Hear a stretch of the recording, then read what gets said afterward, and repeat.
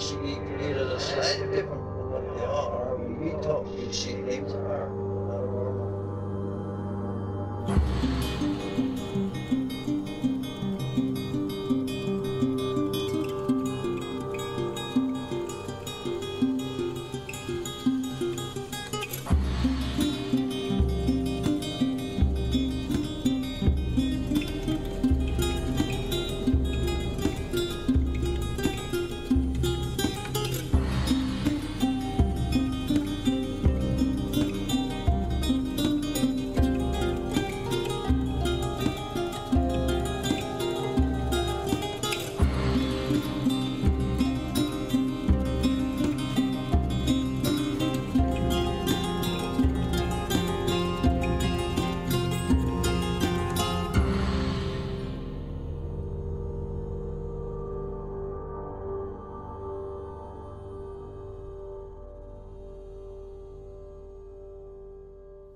Welcome to Strange Familiars. Hey, Alden. Hello. We're early this week because I could set it to drop on Thursday at the normal time. I could schedule it for almost everywhere we put the podcast, but there's one place. I don't want to call them out because it's just logistics. It's just a silly back end thing. There's one place I can't do that, and it seems like such a headache. I'm just going to drop the episode early. I don't think anybody will complain about that. For once, we're not late. And the reason for that is I'm going out of town. I'm going to South Dakota. I'm not sure how much I could say about the trip now, but it is Strange Familiars related. It won't be like Indiana. I will be able to pretty much tell everything when I get back. So it's not going to be another one of these trips where I go with all this excitement and I come back and they're like, yeah, I got to figure out how to tell everybody about this. I should be able to talk about, in general, I mean, there might be some specific locations and people's stories they want private and so forth. But in general, I should be able to talk about everything when I get back. Are you allowed to say where you're going? I'm not sure. I guess that's a no then. I didn't set up the trip and I'm not sure the parameters of it. So we'll just not announce it right now. We'll just say South Dakota and then we'll Are you going to get to see Mount Rushmore? I have no clue. Quite possibly not. I don't know how big South Dakota is, but I'm betting it's bigger than I think it is. We have a pretty tight schedule. But in any case, I'm asking for patience once again with my email. This is going to throw me even further behind on email. And if you've been waiting for me to respond, if you've been going back and forth with me about trying to get on the show and I haven't sent a date, I will get there. But obviously, I'm going to be going for a week here, and that's going to throw everything off once again. But I'll do my best to catch up when I get back. We have an idea for a show next week that we should be able to get done in time, but it might be late, or we might do 2 shows the following week or something like that. So if the schedule on the show is wonky here over the next couple weeks, it's due to my traveling. John is going with me. Tyler is not. So it's not the 3 Stooges from Indiana, but it is 2 Stooges from Pennsylvania. I'm just looking at places in South Dakota that exist now that I'm jealous of, there's cool stuff in South Dakota, but I don't know if you'll get to see any of it. But yeah, I don't know. I'm not sure. Now seems like the time of year to go to South Dakota. Because? In January, isn't it one of the coldest places in the whole country? It might be, yeah. Yeah, I mean, it seems like it might be a little hot for me there, even now, though. But we'll see. But so is most of the country. Yeah, exactly. So is right here. So, yeah. Yeah. As far as Indiana and the witch diggers, like John and I said last week, we talked to the witnesses, and we're a lot more comfortable about the way we're going to frame the story. We have ideas about how we're going to present it, so that will be happening in the future. We're going to get to it. And we're going back to Indiana, so lots and lots of traveling this year for this guy right here. All right, on tonight's show, I'm going to be talking with Alden. He's got a story about a goblin, a man in stripes that he saw around his house when he was young. I was really trying to make it into a flannel man, but it absolutely wasn't. Guy in stripes. OBEs and more, including the story of this encounter with what I call unpeople. These people that seem by their look to be just people, although they were like dressed in hazmat suits in a really weird situation. But they're just acting weird. They're in a weird situation. It gave a weird feeling when people saw them. Kind of like the Bunny Man thing. It's kind of like Flannel Man. I just call them unpeople. They seem to be people, but there's something just off and weird about them. So without further ado, let's talk to Alden.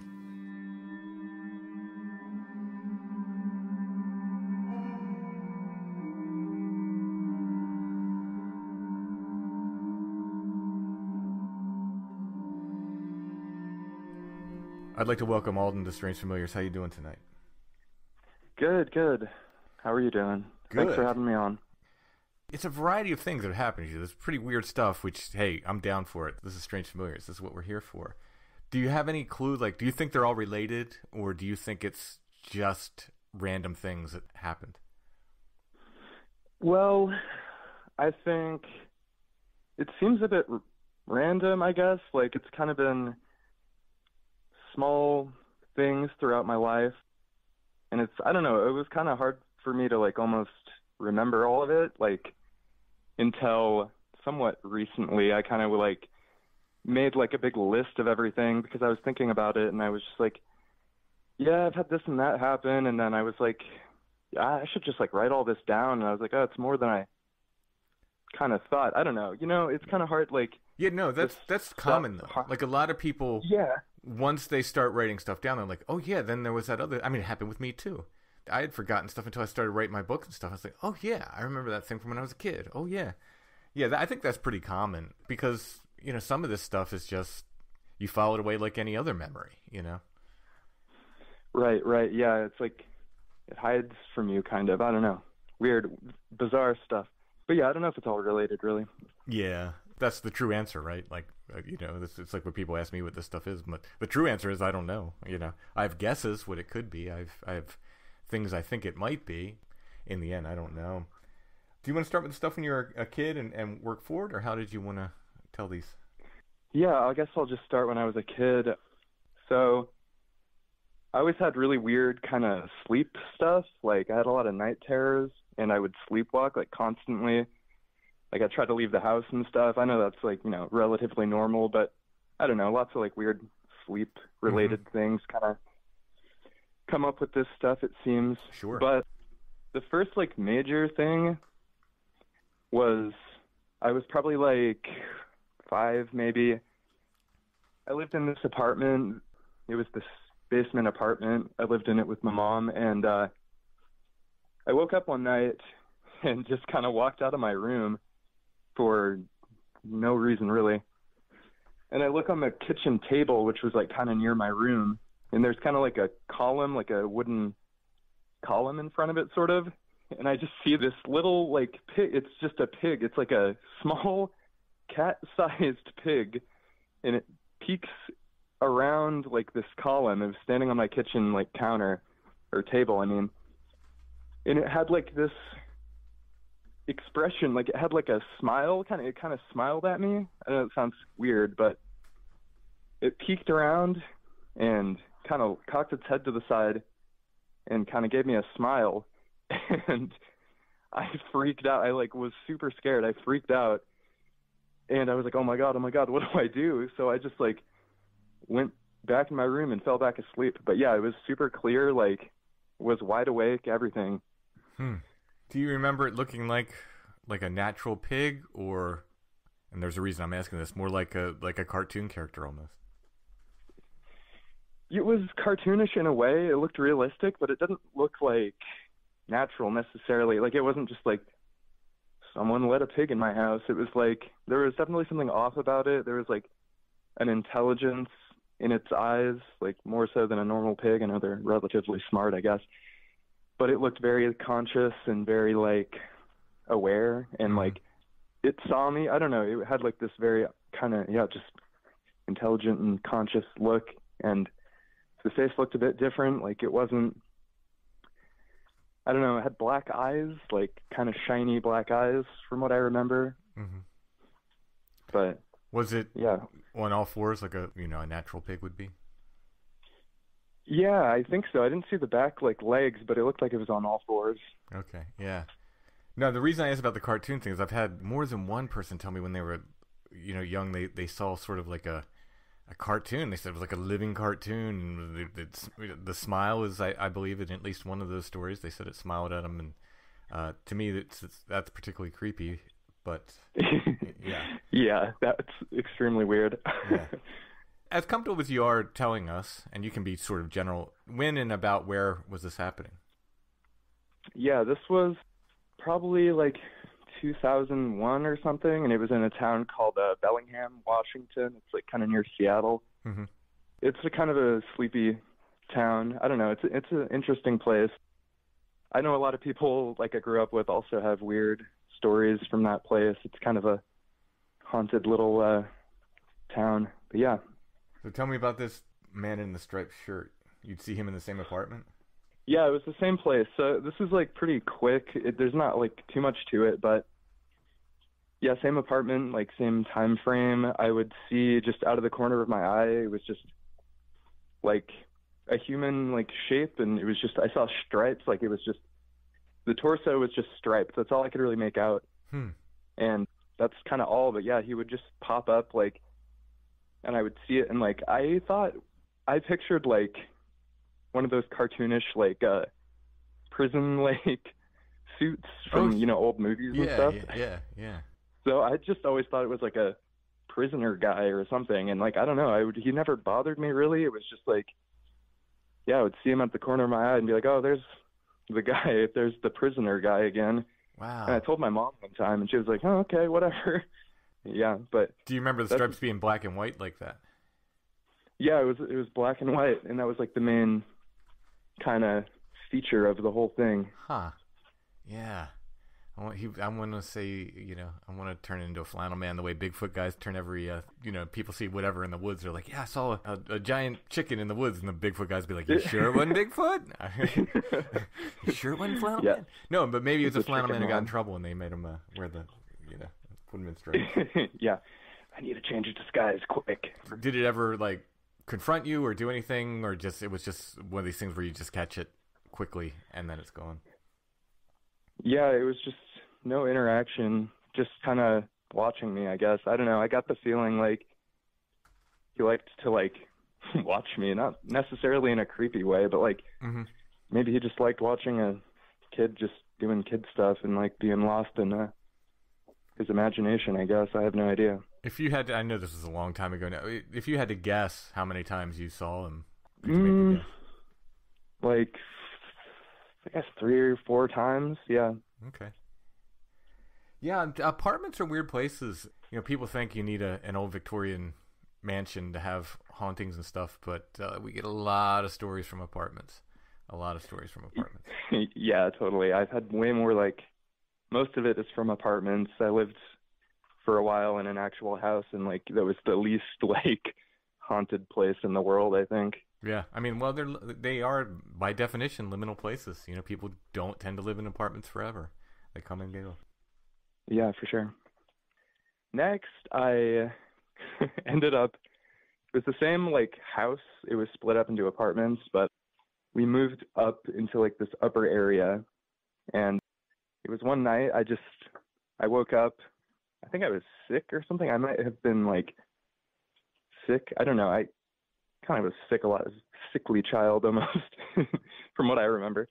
And I opened my eyes, and there was just a little, like, goblin, I guess the only way I could say it is a goblin, standing on, like, balancing on the door. Like, our door was open to the bedroom. It was just a little green goblin guy just standing on the door, and he was just, like, he was kind of waving his arms around, like, up and down, like he had them out, like, kind of like, L-shaped things, and he was just like, eat, or, like, up and down, like, trying to get my attention almost. And I just kind of watched him for a while, and I don't know what happened. I guess I just went back to sleep. Yeah, he was green and very, like, round. His, like, no neck, really. He just kind of looked like a very round body and kind of skinny arms, and just the big, like, pointy hooked nose, the pointy ears, like everything, really, what you would picture a goblin to be. And yeah, that was the goblin. I don't know what he was doing, what he wanted, but About how old were you at this point? That was probably like a couple of years later, so I guess 6-ish, 7. Okay, yeah, somewhere around there. Interesting. Yeah, so in the same house, I always had this memory of getting, like, a surgery, basically. So it took place, like, in this device, like, it was a chair, like massage tables. They have those, like, headrest things that you can, like, breathe through. It was like that, but it was a chair, but you sat in it backwards, like, so your back was exposed. yeah, just have this memory of like getting surgery like on my back, like in one of these chairs. Yeah, I never had. The only surgery I ever had is I had that like an ear-related surgery. But yeah, I don't really know what to think of that. It's just like always kind of been in the back of my mind. I don't know. Yeah, that's interesting. You don't remember seeing who was operating on you or anything like that? No, but it was like in third person. Like I could see myself. Like I remember the memory was me like watching myself almost. But no, I don't remember the people doing it. It was just like this really bright room, like white light. That's pretty much everything. Wow. Did you ever have any, like when you woke up or, later on, I don't mean to call it a dream, but you know what I mean. Did you ever have any associated pain with it, anything, or scars or anything like that? No, not really. I mean, I've had like back pain and stuff throughout my life, but like not in the same spot. And I never had any marks or anything. And like, I don't remember the specific like time that it happened. It was just kind of like always in my head, but it never happened in a way. Like, I don't know, that sounds weird, but like, it wasn't like I woke up and I was like, oh, crazy dream. It was just like, I just remembered it. Right. Yeah.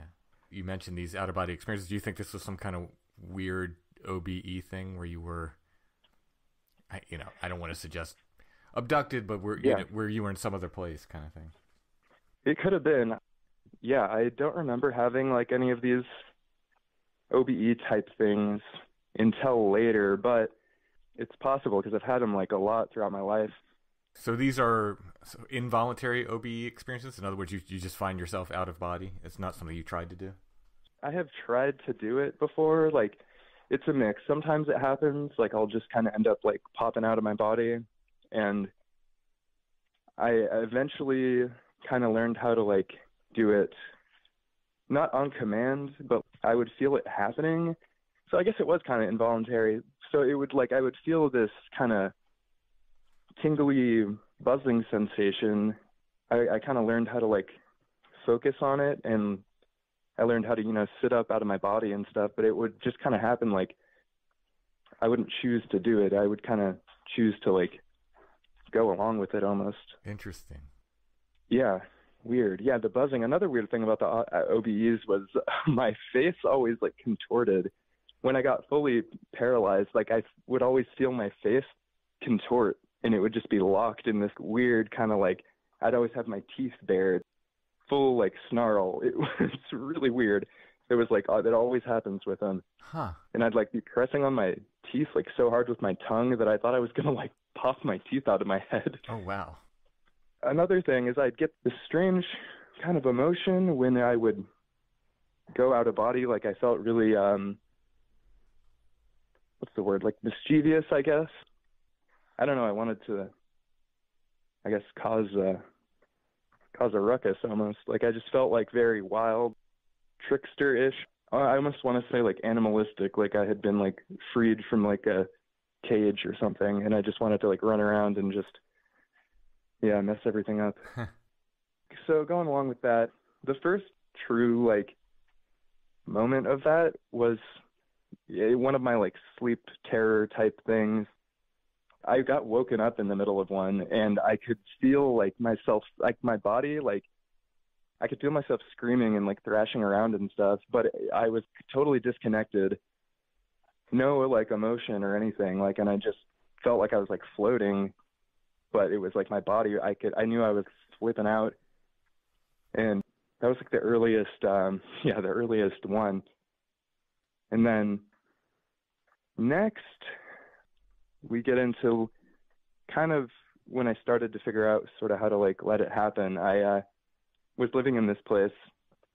This was years later, when I was 19 or 20 or something, so it's a big jump. But I was falling asleep, and we get this, the tingly kind of sensation, and I kind of freaked out a little bit, but I went along with it. Ended up sort of getting frozen, and I felt my face, do the contortion thing, which freaked me out because it was the first time it did that. And I was just floating kind of a little bit above my body, my room was exactly the same, except there was like a chandelier above me, and it was swinging. Like it was like a crystal like chandelier. Like I don't know if they were real crystals or those plastic ones that are kind of like carved or what, but it was just, yeah, it was a chandelier. And it was swinging above me back and forth. And I started counting down. I got this urge to like count down the swings. And I started from 19. I don't know why, 19. And I was just counting down 19, 18, 17. And as soon as I got to 0, I just immediately woke up, and I don't know what to think of that. It was really weird. It was very like short and simple, but just, I don't know what it means. It's just very bizarre. But yeah, I was definitely out of my body. Same place. A couple months later, it happened again, like almost exact same setup. Like the face gets, I start grinning sort of. And that time I just floated just straight up and up and up and up through the house and everything. And just eventually it just was just blackness. Like I just went into this like a void, and I just kept going just straight up. It was weird. I don't remember what happened after that. I guess I could have fallen asleep or something, but yeah, I just was just flying straight up in the air, but like involuntarily. I didn't figure out how to fly until actually kind of recently. So yeah, I was just getting pulled up, and I felt really excited, I guess. I was like, let's go, we're going up. So those were like the times I kind of learned how to do it in a way. Years later, like a few years later, I guess, maybe 5 years later, had moved again. I move a lot. It's weird. I can never seem to stay put for too long. But it was another apartment. It was a basement apartment again. Yeah, same situation. Everything happened just like I explained. And then I sat up out of my body, and I walked out of my bedroom, and there was a little gray cat on my floor. And it was really small. It didn't look like a kitten, but it was just a very petite little gray cat. And I was like, oh, cool, a cat. And so I went over to try to pet her, and she kind of yelled at me and scratched me like on my hand. And I heard the meow, the pain of her like scratching me like woke me up fully. Like I went back into my body, and I could hear like the tail end of her meow, like as I opened my eyes and as I was like back in my body. And yeah, I felt the scratch and everything. But she was cute. And then weirdly enough, a bunch of people I had over would always be like, do you have a cat in here? Because they would see her like, wow, out of the corner of her eyes. Like they'd be like, yeah, where's your cat, man? I'd be like, I don't have a cat, but oh wow, there's a cat in here. Do they describe the same cat? Yeah, they just said small, small gray cat, but they just see little flashes apparently. I'm a big fan of cats, so it's kind of cool. There was a little ghost cat in there. Yeah. I have to ask, did you have scratches on your hand when you woke up? No, I didn't. Mm-hmm. I wish that would really seal the deal. Yeah, that apartment, some other like minor things happened, but I don't know. They were kind of like a little suspect. I'm not sure. I could have, imagined them. But the big finale of out-of-body experiences, this one is pretty wild to me. So I moved from Bellingham to Chicago I guess 3 years ago. This was like the same year I moved there. So like 2021 or something, 22, I guess. So I was staying at my girlfriend at the time, her apartment, but she worked like overnight. So it was just me. I was laying in bed. It was like probably 3 a.m. I started to feel the vibration, buzzing type feeling. I ended up going with it because it hadn't happened in a while. And I was like, okay, let's see what happens. Everything happened, just the face scrunched up. I kind of started to slowly float up to the ceiling. And I felt like, I don't know what made me do this, but I felt like something was like above the house. I'm like, I'm kind of into like aliens and stuff. So it could have just been me expecting something like that. Mm-hmm. I mean, I don't know what out of body stuff is, so who knows? But I felt like something was either in the room or like above the building or what. So I don't know. I guess this probably isn't the smartest thing to do, but I just started just having this like mantra like in my head. I was just going like, take me, take me, take me. Like I was like offering myself to like whatever was in there, right? Wow, brave. Right, yeah, kind of dumb too. And I was like, let's go. Come on, take me, take me, take me. I just was repeating that over and over and over again. Nothing happened, so I just suddenly was back in my body, but I couldn't move. But I looked over to my right, and standing next to the bed, there was like this shadowy human form, right? And it was very like smoky looking, very like dark, like super, super, super dark black. And it looked like smoky, but also kind of liquidy at the same time. And it had like a bit of a elongated head almost. It kind of reminded me of like the alien or the xenomorph type thing, but less long than that. But other than that, it was just human. And I looked over, and as soon as I looked over, like it was already in the process of kind of like moving towards me. And when it moved, it would kind of trail its like smoky substance just a little bit behind it. And it literally like it stepped through the bed and went like inside of my like torso. Like the whole thing just turned into like smoke basically, and it went like inside of me. Wow. And I could feel it like rushing into me, and it was cold, and it felt like I was falling almost. It was the craziest feeling. It was really intense. And I still couldn't move or anything, and it was just like I just felt it just go inside of my body. Then like right after that, I could move again, and I don't know. I wasn't really scared. I wasn't scared though. I don't know. It wasn't scary, but yeah. Wow. I don't know like what that means or. So I know this from the email. I have to put this in there because it's good. It's good publicity, I think. What were you listening to when this happened? Oh yeah, I was listening to your show. Forgot I mentioned that. Yeah. Do you remember what episode it was? I don't remember. It was, I don't know, 200. I think it was like in the 200s or something. I mean, that's fine. Yeah, that's really interesting. Did you feel like whenever you came to that you had any ill effects from this thing sort of walking into you? Well, I guess not directly, but I mean, I had a pretty hard time, like just in life after that, like I just wasn't, mentally wasn't doing very well, like just, I don't know, depressed kind of, but who knows, I'm already kind of prone to like depression, but that's the only thing I could say. Like I had definitely like a very like rough couple of years after that. Yeah, just like wasn't really taking care of myself, but nothing too like obvious. Like I wasn't sick really, but I wonder, sometimes I'm like, is that guy still in there? Like, am I just possessed now? Like, what is happening? Yeah. I mean, I don't think possession, but Sarai has a story where he said like something black jumped into him. And he said it felt like it changed him. He said it felt like his like moral compass was off, and right. He ended up just asking it to go or telling it to go. I think he said it left, and things felt better afterwards. So I was just thinking like more. I think if you were possessed, it would be more obvious. Let's put it that way.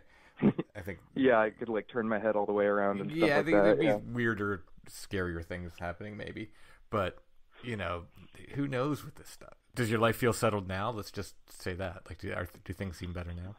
I mean, it's definitely getting there. I have had like a definite like disregard for myself for a few years now, and so I'm kind of. It's not till recently, I guess, I've started to, I don't know, treat myself with more respect, I suppose. Okay, well, yeah. I mean, it's I can't diagnose what any of this stuff is, especially without. Well, I'll just leave it at that. I can't diagnose this stuff. But, if you really feel like that was a point where things took a turn, it might be maybe worth looking into some sort of banishing. I don't know what spiritual path you follow, but it might be, you know, might be worthwhile looking into that. And just, if it helps, it helps. If it doesn't, you know, then it's not going to hurt. Let's put it that way. Yeah, totally. I do think, you know, things definitely attach to people and all that. And I don't know, I've probably got a couple little hangers on, but I don't know. Stuff is kind of taking a better turn now. But yeah, it was a weird point in my life, and that was sort of like I don't want to say like rock bottom, but like in a way sort of like kind of spiritual event wise, even though it wasn't scary. It's like, I don't know, you know, I don't know. I don't think that's the best thing, you know? I mean, the other thing that, and I truly believe we do this, we being humans, is that when we interact with the other, there is an imaginal element that we bring to it as well. So it could be a both end kind of thing. It could be you sort of symbolically understanding that you weren't in a good place and sort of essentially draping that. I use video game terminology, even though I don't play video games, but I think it works. Draping that skin over, you know, whatever this was, and sort of it's the interplay of two things, right? It's the other, and it's your imaginal realm, with your psychology, whatever, however you want to look at it, sort of interacting together. You know, maybe this was like a symbolic thing rather than an actual, you know, possession. You know, I think we're too quick to go to what might be the physical world explanation with these things, but you know, I think there's layers of this stuff, especially when we're dealing with the other. I think there's so many layers and so many things it could be. But the good news is, if you feel things are generally improving, that's good. That's a good thing. Yeah, definitely. So, you know, a couple of times as you're describing these OBEs, you talk about being frozen. Do you think this is somehow related to sleep paralysis in any way? And have you had sleep paralysis outside of these OBE experiences? Yeah, it's weird because I've never had sleep paralysis like in the way that people describe it. It's always been, every time it happens, I've come out of my body. So I don't know. It could definitely be like related because it feels, you know, my body is frozen, but like it's not the classic like, oh, I'm just frozen and there's some creature in my room like looking at me or right. anything like that. Yeah. I mean, and this might be the way since you're able to OBE, maybe, I don't know, maybe it's connected, maybe it's not, but you have had, I mean, you mentioned having sleep related stuff, whether it was sleepwalking or night terrors, etc., you know, throughout your life. So it's interesting. It feels related. I don't know that it is, but it feels related. Yeah, definitely. I don't know. I've always loved sleep. I've always been fascinated with dreams and sleep, and I think there's definitely something strange about it. There's something, I don't know, I definitely believe it's more than just resting your body and your mind, I think. Yeah, at some point I really want to, in the way Josh wrote his book about death and the paranormal, I really want to write one about dreams and the paranormal. I really feel like if I'm going to put down a theory of the paranormal, I think dreams are definitely going to be involved. Yeah, definitely. You gotta include them. Tell me about this UFO you saw with your eyes closed. Like, how does that even work? Okay, so this is like one of the ones I'm kind of like iffy on personally, but I know my own like inner visualization like really well. I try to like actively practice visualization, and I'm not like that great at it. Like, I can't really form clear images with my eyes closed. They're kind of a little smoky and translucent. So anyway, that being said, it was also in Chicago soon after I moved here, and I was falling asleep, but I was completely awake. I was trying to fall asleep. I'm pretty bad at sleeping. So I was laying there with my eyes closed, and I get this like kind of swoop feeling in my stomach, and I was like, oh no, like it just kind of got this fear like out of nowhere. Like, I was totally relaxed, nothing out of the ordinary. Suddenly I just get this kind of buzz, this tingly. It's different than the sleep paralysis out of body experience tingle, but it was kind of similar. Like, it's like my body just went like super alert all of a sudden, and I had my eyes closed, and I see this clear as day in my eyes, like positioned where, okay, it's hard to explain. So I see this classic disc UFO kind of like fly from the distance towards me, and it stops in real physical space, like where it would actually be, like outside of my building. It stops right there and just kind of hovers there. And it was this kind of like silvery color. It was silver, but it had this kind of greenish quality to it at the same time. And I freaked out and I was like, oh my God. And I opened my eyes and I just, saw my wall, and I closed my eyes and it was there still, just super clear. And like, I don't usually see stuff like that clearly with my eyes closed. And it was just, the feeling was so strange. Like I felt like I was in a bubble with it. It's hard to explain. I felt like there was this enclosure like around me and this object or whatever it was.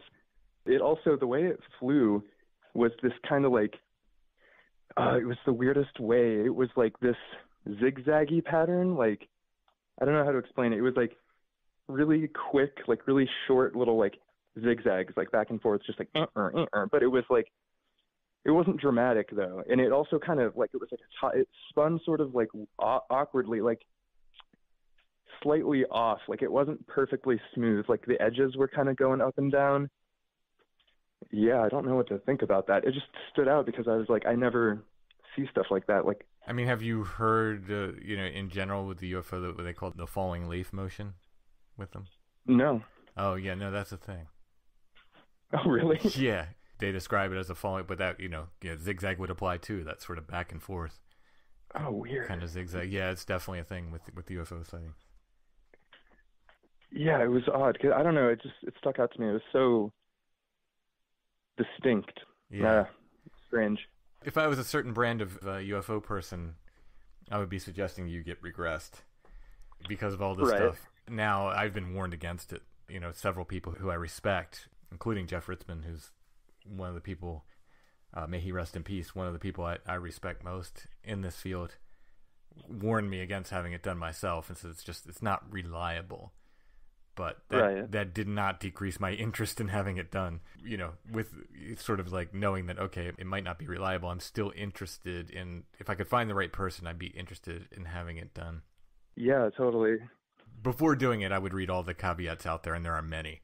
I think there's probably more arguments against it than there are for it if you do the research.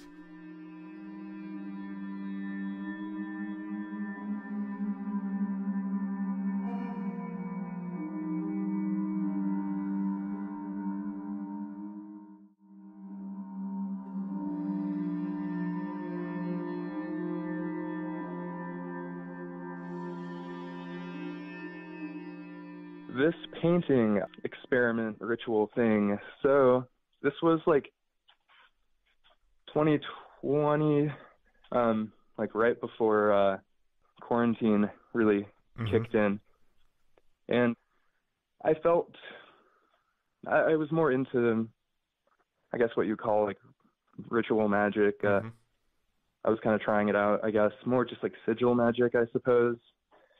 So I wanted to try it. And they say, you need some kind of energetic, I guess, sacrifice in a way, some kind of energy to put into, to charge it up. So I was like, I'm a painter. So I was thinking about it, and I was like, that kind of trance-like state I get into when I do paintings. I'm like, I wonder, there's something, magically, I guess, powerful about that. I don't know, I think. Yeah. So, not to interrupt your flow, but I mean, I talked about it a little bit on last week's shows. Mm-hmm. There are certain themes that come up in Strange Familiars, and they sometimes they're things that I call up. I get interested in these, like Bunnyman stories. I ask for stories, and we'll get a bunch of them. So that's less surprising when that happens. But sometimes these things come up organically. And over the past few episodes, again and again, this idea of creativity and getting into these hypnotic or trance or meditative states while doing creative things has come up again and again. It's so fascinating to me. Oh, really? Yeah. Oh, yeah. It's like, 2 episodes last week. Whoa. There's one coming up. There's a bunch of them that are coming up. It's just coming up again and again. And it came up organically. This is nothing I asked people to talk about. So it's absolutely fascinating to me. I'm sorry for interrupting you. Continue. No, strange. Yeah, I haven't listened in a bit. I'm letting it build back up so I can go on a little binge. That's cool, though. So, yeah, anyways. So I was making this painting, right, and I got a bit, I think, possibly a bit carried away. I made these really complex sigils, and there's like 3 of them on here. And I kind of wanted to make this altar-like kind of landscape. And I made these 3, like, lizard people-looking things. There's, like, one in the middle, one under there's one for each sigil, basically. And they're kind of in these windows. So I used this trance kind of thing to make this ritual painting. And immediately after that, I mean, obviously I'm not trying to say I caused this, but like literally a day after I finished it, I literally lost my job because of the pandemic. Everything shut down. I like broke up with my girlfriend that like immediately after that. Like everything just got wonky, like to the maximum.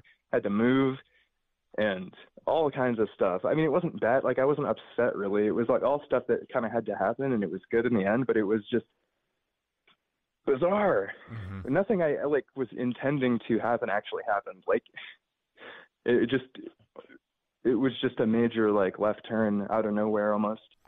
So without getting into it, were these sigils to affect a certain change, and the change that happened was not the change that was intended? Right. Yeah, okay. There was a couple things a couple of, kind of like, I guess, cycles in my life I was trying to kind of get out of. Like, it's just, I don't know, I wasn't having the greatest time. It was just kind of like, I needed a change, I guess. And I asked for specific things, and I didn't really get any of them necessarily, like in a roundabout way, I suppose. But like, I don't know, I guess you can't really just, it's not like going to Popeyes. I guess you can't just order something out of the universe. You gotta just, all you can do is ask, I guess, and sort of just something will happen. Yeah, when you're done your story, I'll tell my favorite sigil story regarding Alden Spare. But go ahead. Sweet. Yeah, so I still have the painting. I love it. It's like one of my favorite paintings. But everyone I showed it to was like, this thing is creepy like that. No one wanted it like around. I tried to give it away when I was moving to my friend, and he just gave it back. He's like, my girlfriend hates this thing. And he was like, he kept having dreams of like people breaking into his house like after I like gave him this painting. So he just gave it back to me. And also what's crazy is as I was moving, I had it in my car, or my girlfriend's car, and we got into this horrible car crash, and everything got like just destroyed except for like this painting and one of my other paintings and like some of our clothes and stuff. It was just, I don't know, it's just wild to me that it survived through all that. I really, really, really was a sort of a disciple of Alden Spare. Mm-hmm. And really went through a heavy sigil magic time. And I remember reading this story, and it seemed so emblematic of magic in general and sigil magic specifically. And I don't know how much you know about Alden Spare, but he's like the guy when it comes to sigil stuff. He's like pretty much whatever sigils we're doing today is kind of, he developed those techniques kind of thing. Okay, cool. And I'm trying to find the book where this appeared. I know the story very well, but I would love to read the actual words of the story, and I can't find it. So if somebody knows where the story is, please point me to it. But a fellow said he was visiting Alden Spare when Spare lived in a basement. Spare didn't have a particularly elegant life, especially towards the end. He lived in pretty rough basement. Mm-hmm. But Spare says, I'm going to do a sigil and I'm going to make roses appear. He does this sigil and he gets himself into the state where the guy said he's like sort of dancing around, and he's reached that state, right, that you were talking about, that sort of where you're going to charge the sigil. In other words, you get out of your mind in a sense, however you do that, whether through aggression or of course there's people who use sex sometimes, like you said, mm-hmm. creative stuff, etc., etc. He was just, I guess, doing like just going mad, kind of dancing, kind of, and this guy said he's waving the sigil around, and all of a sudden the sewer pipe over his head busts and just pours sewage down on him. And it's like, to me, that's magic, and it's also specifically sigil magic. That's my experience with it. Sometimes you get it's almost like you almost always get something to happen, but it's not always the change you want to happen. Sometimes, Right. like the hand of the universe reaches in and is like, yeah, well, you're not going to get roses, but you're going to get something. Yeah. That's great. Good, nice sense of humor on that Yeah, exactly. universe, I guess. Yeah. Nice. Well, did the pipes like burst all over him? Was he just? I mean, I don't remember the specific details, but I believe it. I believe it, and he specifically said he didn't hit the pipe with his hand. It's not like it just burst all of a sudden. Just out of nowhere? Yeah. Yeah, I think it covered Spare. I don't know that it covered the other guy too, but Nice. yeah. Yeah, I've seen his artwork and stuff, but I haven't really like read too much into him. I didn't know he was, that kind of a guy. That's cool though. Yeah, he developed the sort of the technique that most people use nowadays. He was a super interesting guy, incredibly talented artist. I think like really like his portraits are my favorite stuff. He gets into sort of more weirder stuff sometimes, like automatic drawing and stuff, but his portraits are really, really good. Like a super talented artist, but tragic story. I mean, like Crowley and so many other people, they just have these not real happy ends, And I'm not going to say it's because of the occult. I'm just saying it just it happens to be, Yeah, it definitely seems like a pattern. Yeah, you have this experience that I'm kind of wanted to get into this because it sounds like it has what I call unpeople or not people involved. This thing that you said happened in California, Nevada there. Yeah. Okay. This was extremely strange. Okay, so this whole trip was weird. So I was with my girlfriend at the time. It was my birthday. It's like my 23rd birthday. No, 24th. Anyway. So we went on a road trip. We were just like, we had been talking about, I want to go to the desert. So yeah, we were like, we're going to go to the Black Rock Desert in Nevada. It's like, a relatively small road trip from Washington. So we had been driving for like a few days, just kind of camping or taking, little motels and stuff. We found this cabin that was like way, way out in the middle of nowhere. And it's just open constantly. Apparently you can just drive up there and camp and stay there, like unless someone's there.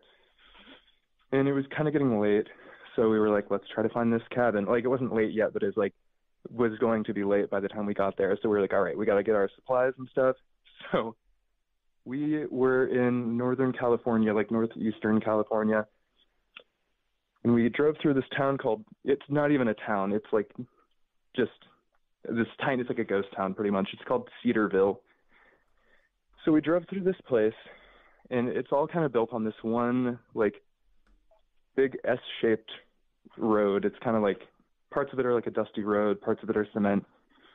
And you take that road through this little town. There's like a gas station, and then out into like the desert in Nevada.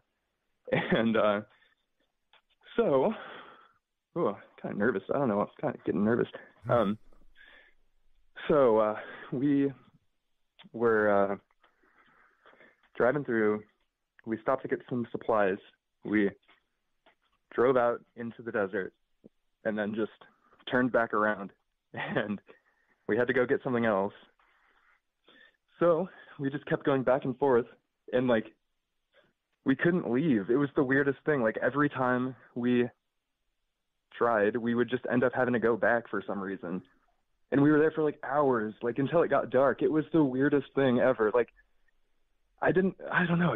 At the time, I didn't think it was weird, but like later I was like, why could we just not drive out? Like, it wasn't like we were, just frozen in place, but it was just like one thing was like led to another, and like mundane things, like you forgot something and you needed gas, things like that. Yeah, stuff like that. But it was just like too much. It was too much of it. Like, or we just couldn't figure out what to do, or like we had to just stop and like rest or something. Like, it was just like suddenly any reason you can think of to like not leave this town was just popping up. So it got dark. We finally were driving along that same curved road back into Cedarville. We were like, all right, well, we got to get out of here. We've spent too much time here. This cabin, who knows where it is. So we were driving down this road, and I was in the passenger seat at the time, and we looked out at the side window, and there was this huge light just sitting like on the ground. It was just this really, really bright, perfect white light just on the ground out in the desert. And I didn't think it was super weird. I was like, it's like a spotlight or whatever. But my girlfriend was like kind of freaking out about it. She like pulled over. She was like, whoa, what is that? Like, we had driven past and it wasn't there. And I don't know. I was like, could be a light or whatever. But she was like really freaked out. And so we kept just staring at it. And the more I looked at it, I was like, this makes no sense. There's nothing to like light up. And it's just on the ground, like just sitting on the ground. Like it just looked like a big ball. And it was super bright. And we just kind of stared at it for a while. We didn't know what to do. And it just felt, I don't know, it felt eerie and weird. And we kind of started to like ramp up a little bit to like kind of get a little freaked out. We were like, okay, we got to go. We were just feeling really kind of going crazy. Like our plans weren't working out. Like we're just ramped up. So we stared at it for a little bit. We start driving again. And then I only saw this, not her, but this little orb, this orange, dull orange ball just zipped right over our windshield, like super fast, just zoom. Yeah, so that happened. I didn't say anything for whatever reason. I just kind of saw it, and I was like, let's go. So we kept going out into this desert. We finally crossed the border into Nevada, and we were trying to, like, go down this little path, and we were lost. We had no idea what was going on, and we both, like, we just kind of had a meltdown. We were, like, just freaking out. Like, she started crying, and I was just out. Yeah, we just weren't doing good. It was really strange. I think maybe we were just feeling cooped up in the car, and it's just like all of this weird stuff. We just couldn't leave. We were stuck in this tiny, creepy town. And then all of a sudden, we're just surrounded by wild horses all of a sudden. Like, this whole, like, crowd of wild horses was just, they were just passing through. And it was just really weird. It just kind of pulled us out of our, like, freak out. And we were just like, whoa, what the hell? Like, yeah, there was probably, like, 6 or 7 of them. And it was really cool. So after that, we kind of calmed down. Was it night or day when you saw the horses? Oh, it was night. All of this happened at night. Like, from the time most of this, happened at night. Mm-hmm. This was all, like, one really long night. From the time we saw the big, light on the ground, that was probably, like, 10, 11 p.m. maybe. Mm-hmm. So we keep driving. We're kind of like, all right, let's not do this cabin. This place is creepy. Who knows what's out there? The car was probably going to get stuck anyway. It was like a Honda Civic, so it was definitely going to get stuck on like a boulder or something. So we're like, let's just go to a motel. And so I drove for a while, and then we switched off, and I had fallen asleep, and I have no idea, because I had just woken up. So we were still like in the desert in Nevada. Not like the middle of nowhere, but it was pretty nowhere-ish. Mm-hmm. So I woke up. For just a second, I looked out the window, and there was just, on the side of the road, like this group of people in white suits, like just big, like, I guess you could say like those like biohazard suits, like, Breaking Bad, they wear the big yellow suit things. Mm-hmm. It was like that, but they were all just perfectly white suits. They had these like, the glass like covers over the face. I couldn't see inside, but they just had this big light above them, like shining onto them kind of. And they just were like walking down this slight hill on the side of the road. And then we just drove past and I didn't see them anymore. And that's I don't even know truly what happened. Strange. That is truly strange. Yeah. It was really weird. I don't know what to make of that. Now you said there was a light above them? It was like either a big spotlight or I just saw a light shining like onto them, kind of like it was kind of behind them, but facing on top of them at the same time. Uh-huh. The reason I ask is, John has told his Bunnyman story on the show. And he said, yeah, it was lit up from above. And I knew about where it was. In fact, the other day he showed me exactly where it was in this field. We were on a hike, and on the way back, I was like, oh yeah, show me where you saw that Bunnyman. And in his memory, he's like, oh, yeah, and it was illuminated from above. I was like, well, wait a minute. Like, how? It's not a street light there. And that's the part that kind of made him step back. He's like, whoa, I don't know how. Yeah. I don't know. He's like, I just remember it being illuminated from above. So yeah, that's an interesting detail for sure. Yeah, the Bunnyman stories are so crazy to me. I like, yeah, they're so funny. They're creepy, but I'm just like, really? Like, Yeah, wow. yeah, that's It's just bizarre. Well, I mean, again, it's like what I call Unpeople. Is like it's the same with your guys in white suits. It's like, are these just weird people doing weird things? Did you happen to come upon a hazmat cleanup that you would think they would Right. they'd close off the road or something, or is it something else? That's why I like these stories so much, because it's like, well, it could have been a person in a weird suit, but awfully weird situation. Yeah, it was weird. It was like right as I happened to wake up too, and like I don't know, just any one of these things. I feel like alone, I would kind of dismiss it, but like just the whole night together was just everything kind of piled up, and it was just really. Yeah. I don't know what to think of it. So there's no way to ask this without it being a leading question. So I'm sorry for people who there are people who say don't ask leading questions, but I don't know how to ask this otherwise. Do you think you had any missing time in all this? Did it seem like the right amount of time passed? I guess so. It was just the closest thing to like missing time, I would say, was just being like permanently stuck in this random town, like for just no reason really. Yeah. Like, I mean, yeah, there was reasons, but like not in missing time, but like I honestly don't remember like how the night like ended. I don't know if we just slept in the car or like we just kept sleeping and trading off driving, but yeah, I don't really know where we ended up that night. But you did like pass those guys in the white suit. Like you didn't, like you remember leaving them in the background, or is that the? Yeah. Okay. Yeah. Okay. Yeah. So I don't think so. Yeah. Wow. Yeah. No, like you said, any one of those things you go, huh, that's odd. But when you put them all together, it's like that's a really weird sequence of events. Yeah, even like the horses kind of freaked me out too. Like it was cool. I don't know. I'd never been that close to a wild horse, or I don't know if they were wild or what. But yeah. If I was telling the story, I would definitely include them. Absolutely. It's just another weird thing that happened along the way. Yeah, totally. Nevada's weird. It was a strange place, for sure. So you talked about this one recurring dream you have. Oh yeah. Okay. My only recurring dream in my whole life. So this happened multiple times when I was. It was the same house I saw the goblin and all that stuff. My little piggy friend. It was that house. So I would have this dream when I was sick. Usually, I would have this dream where I would be on like a craft of some kind, like a long tube-like craft. I guess it could have been an airplane, but it looked like, just a big, long, huge. It was really big too. There was lots of people in there, and I was usually there like with my family, and it was just full of people.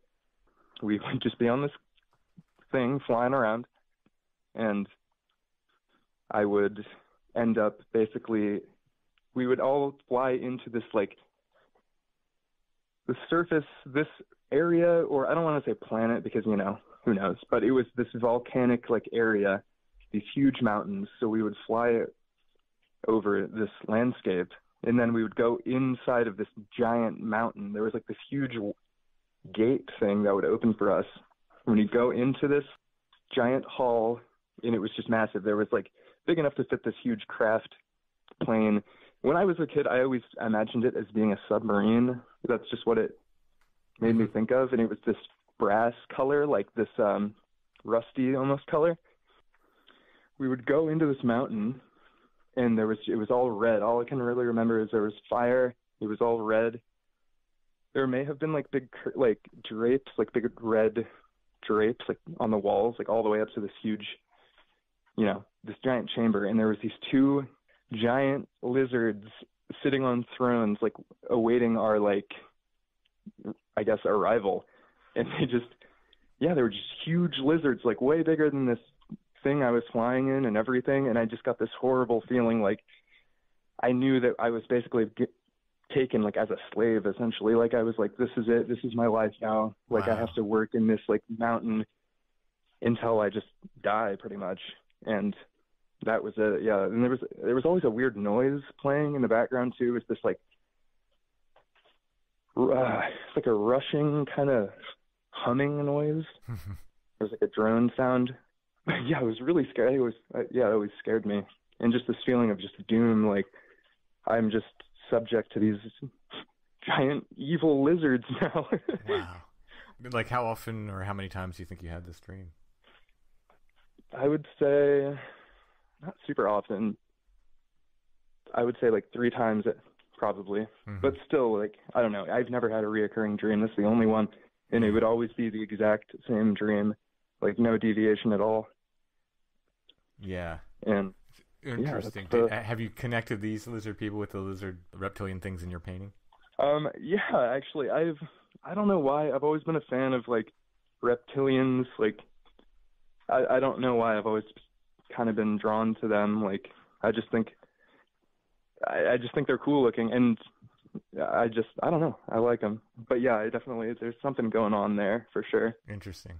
Yeah, I mean, I've generally, put the title of High Strangeness on this stuff. What it is, any of it, again, I don't know, but it's really fascinating. That last story with the little road trip there, that one really gets me.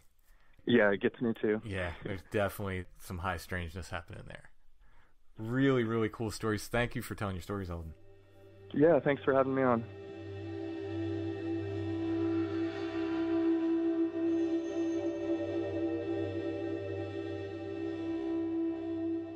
I want to thank our patrons. Thank you, patrons. Thank you for your help. Thank you for all you do to help us make Strange Familiars. We would not and could not do the show without your help. We dropped basically 2 patron episodes. One was pretty short, but we did 2 patron episodes last week. Our patrons get exclusive episodes every month, at least one. Sometimes we do more, like we did this month. They also get commercial-free versions of the weekly show. To become a patron and to check out all the different tiers, you can go to patreon.com/strangefamiliars. There's also an option on Apple Podcasts. It's called Patron of the Strange there, and Apple Podcast subscribers get the weekly shows commercial-free and the extra content as well. And as we've been saying the past few weeks, patron rates are going to go up. It's going to be sometime after I get back from South Dakota and catch up with everything else. Might be midsummer by the time we get to do it. But they're going to go up to $5 for the entry level. If you get in now at $4 on Patreon, we can grandfather you in. As long as Patreon lets us do that, and so far they have, you'll be locked in at $4, and when the price goes up, you'll still only pay $4, as long as you keep paying it every month. If you quit and come back, you're going to have to subscribe at the new rate. But as long as you stay at that rate, you can pay $4 a month, even when the price is raised to $5. People have been asking about Apple Podcasts. They do not allow me to grandfather things in. So when I raise the rates, that's going to be what it is. It's only on Patreon. So get in at the $4 a month patron rate now, and you can lock it in. And like I said, as long as Patreon lets us keep it that way, we will grandfather you in, and you can stay at that rate for as long as you stay signed up. Again, it's patreon.com/strangefamiliars.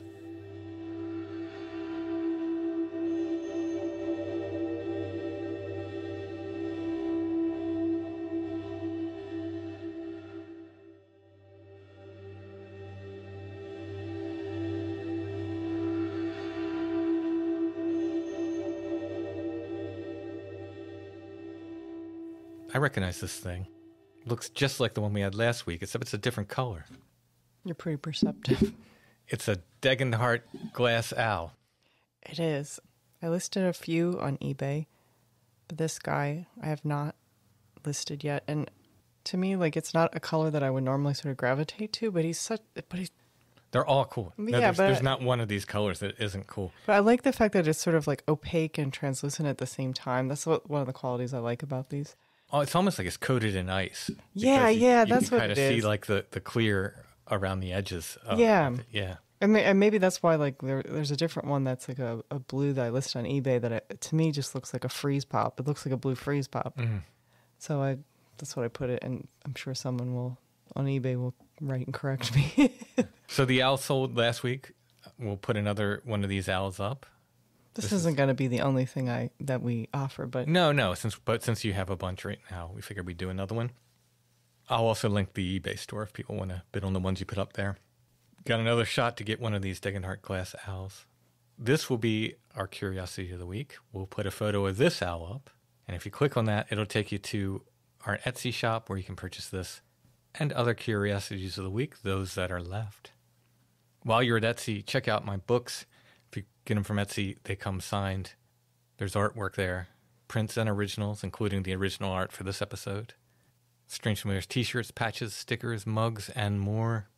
Allison has ephemera up there, various antique photographs and some Victorian ephemera and so forth.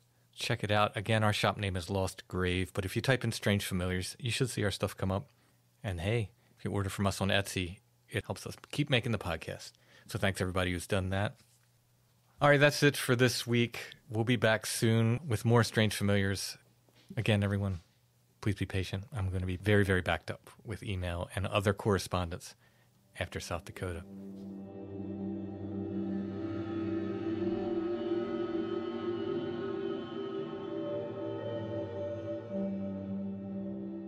Strange Familiars is a production of Dark Holler Arts. Intro and background music is by Stone Breath. If you want to hear more or purchase music, you can go to stonebreath.bandcamp.com.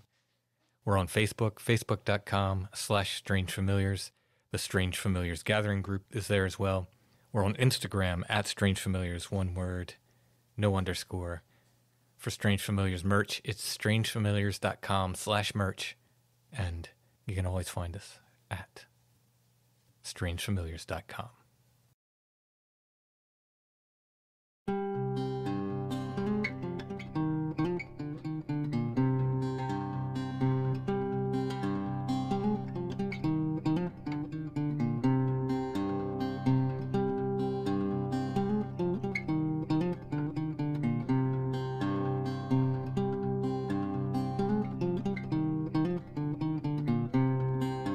Dust of the passing years, sand of the falling tide, salt of the rolling tide, ash of the fading light.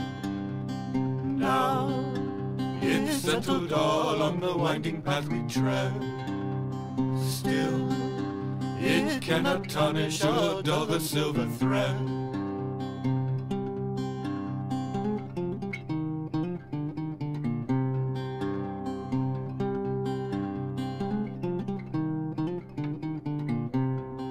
Smooth are the river stones, white are the sun-bleached bones, black is the heavy earth, and 'tis the scarecrow's way.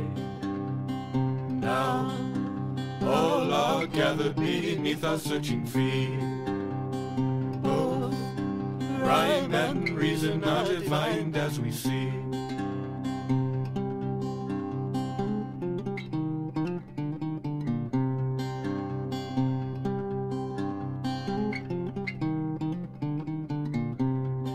Sing in the howling storm, twist in the gentle breeze, rise on the gathering wind, fly like a falling leaf. And we are given songs all in the cold dark night, but who is listening far beyond the fading light?